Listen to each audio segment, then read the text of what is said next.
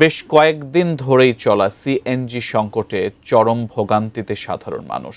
Gas সংকটে পরিবহন খাতে দেখা দিয়েছে বড় ধরনের অচলাবস্থা। সাধারণের জিজ্ঞাসা, সংকট নাকি কৃত্রিম সংকট? ছুটির দিন, তাই স্বভাবতই রাস্তায় গাড়ির চাপ কম, কিন্তু ফিলিং স্টেশনের চেহারা একেবারেই উল্টো। রাস্তা খালি করে সব গাড়ি ভিড় করেছে সিএনজি ফিলিং স্টেশনে। গ্যাস না থাকা এখন নতুন সংকট। অপেক্ষায় থাকা মানুষের ভোগান্তি আর অভিযোগের সীমা নেই। দীর্ঘ সময় অপেক্ষার পরও গ্যাস মিলবে কিনা তা নিয়েও আছে সংশয়।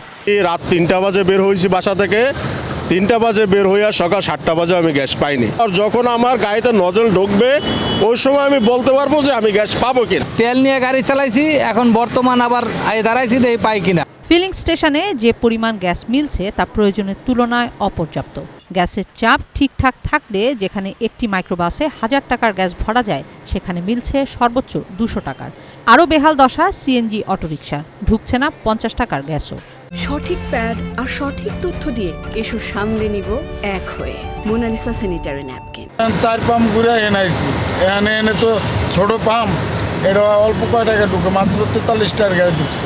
যে প্রেশার আছে এই প্রেশারে আপনার আসলে 60 সিলিন্ডারে 200-250 টাকার গ্যাস ঢুকে না। সন্ধ্যা ৭টার সময় সিরিয়াল দেয়, ১২টা ১২:৩০ গ্যাস পাচ্ছি ১২০ টাকার। একদিকে যেমনি যাত্রী ভোগান্তি, অন্যদিকে সংকটের প্রভাব চালকদের আয় রোজগারেও।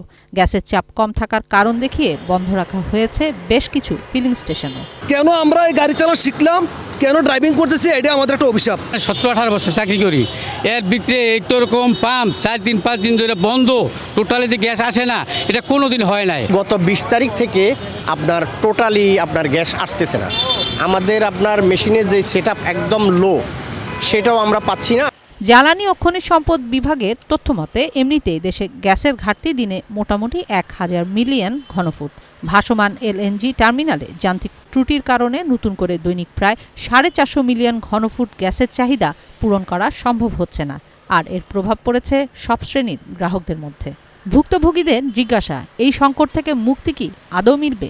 সিরিয়ালে বসে থাকে ২৫০ টাকার গ্যাস পাইছি, আর আড়াই ঘন্টা সিরিয়ালে বসে থাকে আমি ১০০ টাকার গ্যাস আমার গাড়ি থেকে পুড়ছে। আমরা খুব একটা পরিস্থিতি জানি না, হয়তো মালিক পক্ষরা কিংবা এটার যে কোরাম তারা হয়তো বলতে পারবে একজাক্টলি কি হচ্ছে, বাট হ্যাঁ ভোগান্তি তো আমাদের হচ্ছেই। তুমি গ্যাসের দাম আরো বাড়াই দাও, আমাদের কষ্ট তো কোনো মানে না। কিশোর জাহান, এটিএন নিউজ, ঢাকা।